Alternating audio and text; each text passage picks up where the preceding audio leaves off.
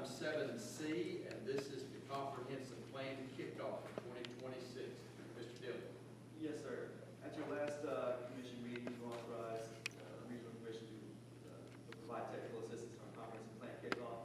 We have members of the regional commission here tonight. Mr. James Horton, planning director, give us a little more update on that process and moving forward. So I'm going to turn it over to him now, and then we'll invite the public to speak about the comprehensive plan. Mr. Horton. Welcome, Mr. Horton. Thank you. Thank you, JD, for that introduction.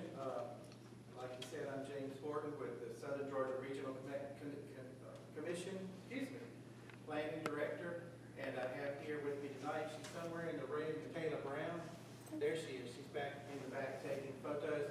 She's a planner with us as well. We're going to be working together on your comprehensive plan update. We also have two other planners, Marcus McConico and Alexandra Arzias, that we can bring in to the process as well to provide input throughout the process.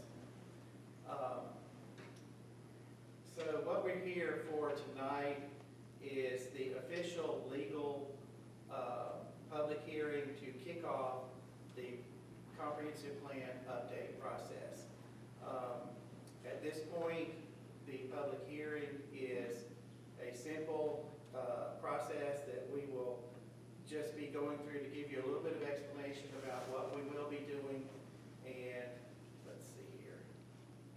Okay, so where this all started, and I know you all, some of you commissioners have been through this in the past, and you're very well familiar with the process and how important the process is. It stems from the Georgia Planning Act of 1989, which requires that all governments in the state do a comprehensive plan. They have to put together a comprehensive plan and update a comprehensive plan every 5 years.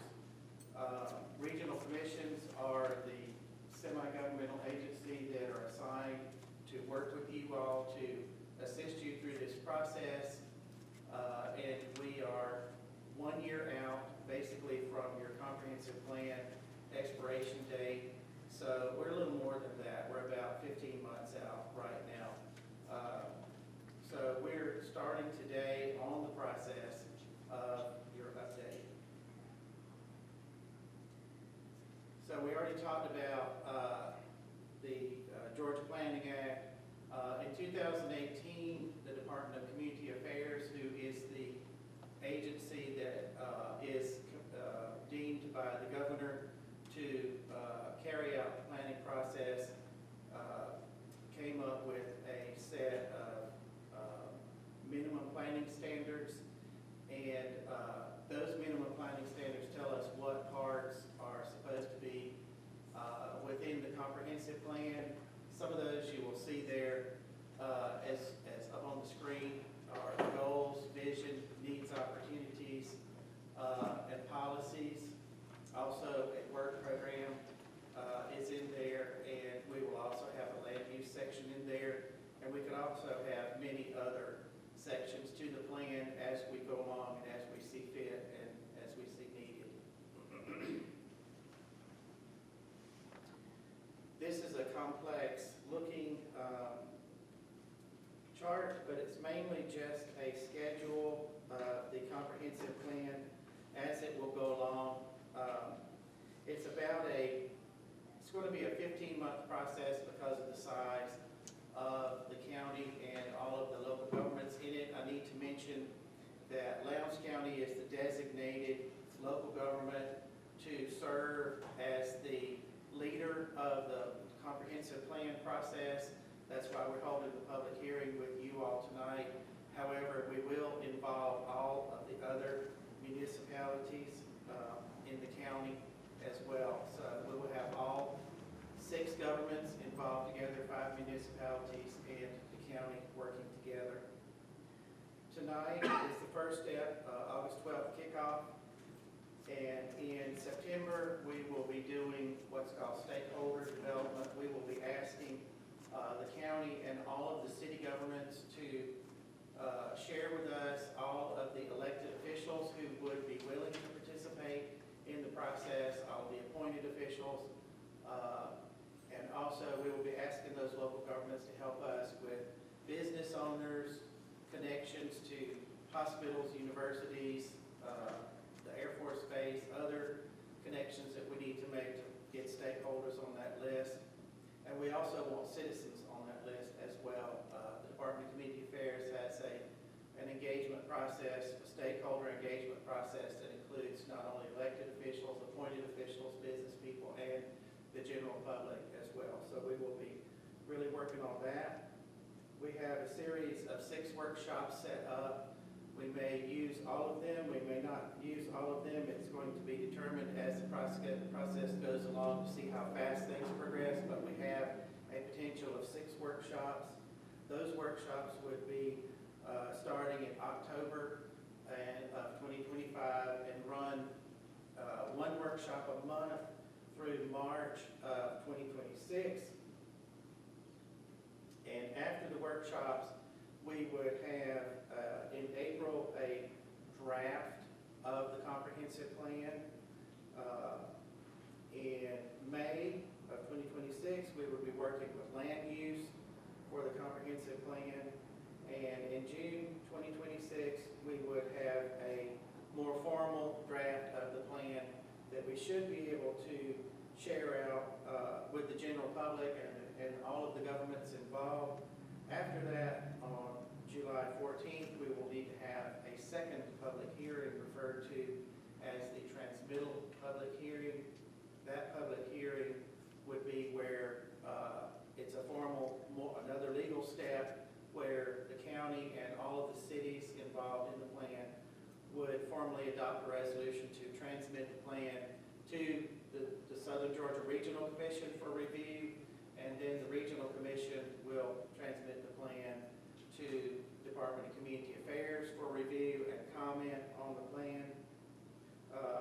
They would have, the Department of Community Affairs would have several weeks to review the plan, and then they would send us back the findings. And we have the adoption plan for October 13th of 2026, which would be a county commission meeting. Do you all have any questions about the timeline or anything so far? Okay, so I just asked if you had questions, but then it says questions. But what I do want to just share with you, this is a copy of the current comprehensive plan. I'm sure you all have seen it, you've used it, it's been a planning document. It has about 1 more year life in it. I do need to tell you tonight that not only do we need to update the comprehensive plan for 2 reasons, and that is for qualified local government, but we do that for 2 reasons.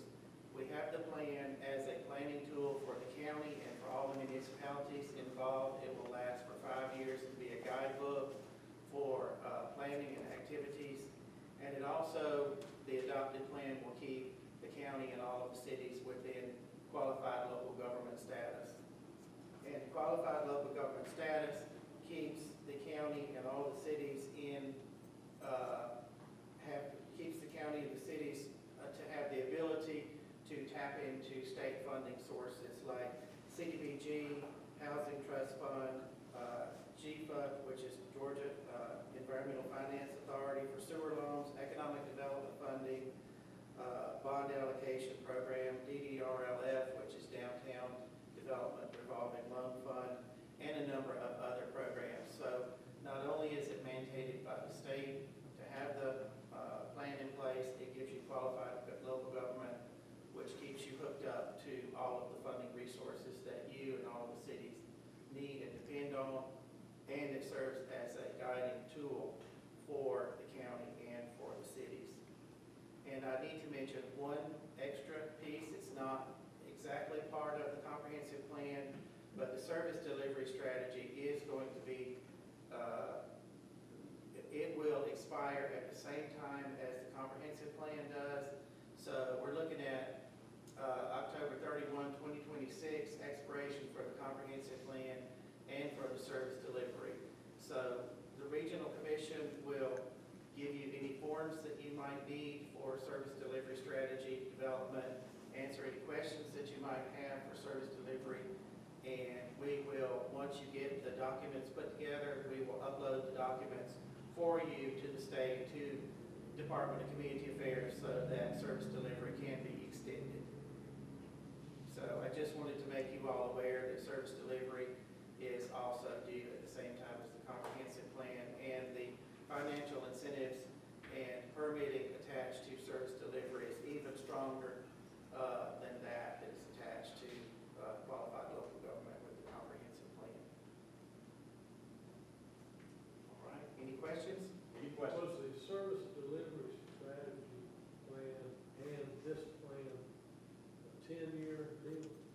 Not 5 years? The service delivery is a 10-year plan, and the comprehensive plan is a 5-year plan. So every other comprehensive plan, the service delivery comes due, and it's It coming. triggers it every other year, every other cycle. Thank you. Right, every other cycle. Thank you. Paige, I know we talked about this at the trees. Can we get this email the comprehensive plan does, so we have it at the top about the? Absolutely, we certainly can. We intend on contacting everyone. We will certainly share the current document with you if you don't have a copy. And we will be asking you to serve hopefully on the steering committee for the comprehensive plan update. So we look forward to working with you all. We're excited about this wonderful process that we're about to embark on updating your plan, and think it will be a valuable document for you and for all the cities for future growth and development. And will y'all be having meetings in different areas of the county or different municipalities to have locations? We can certainly do that. Those are, the locations are basically undecided at this point.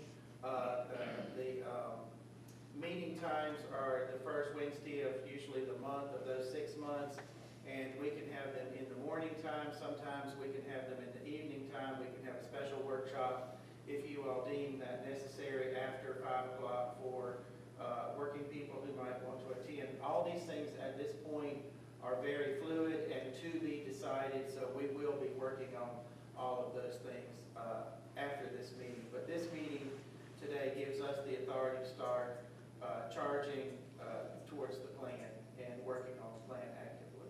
Thank you for your efforts. Thank you. Chief, one quick question. I noticed it said August and September DCA. Right. So technically, we need to be done by next July. Yes, sir. We give them, they may take 2 months, they may not take 2 months, but we do know that they take at least a month, and with the size and complexity of this plan, it may be longer.